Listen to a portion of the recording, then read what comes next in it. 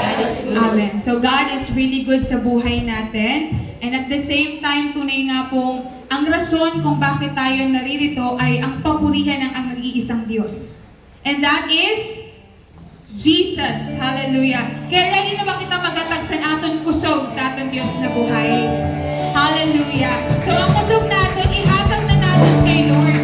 Wala na sa iba, no, na nag-deserve sila na aton kusog. So pwede ba natin palakpakan si Lord? Ang pinakamataas na papuri. Hallelujah. The King of Kings and the Lord of Lords. Hallelujah. So come on, church. Pwede kita magsayaw, pwede kita magpalakpak sa natin mga kamot. Kag ihatag natin itong pinaka-the best na papuri sa aton Diyos na buhay.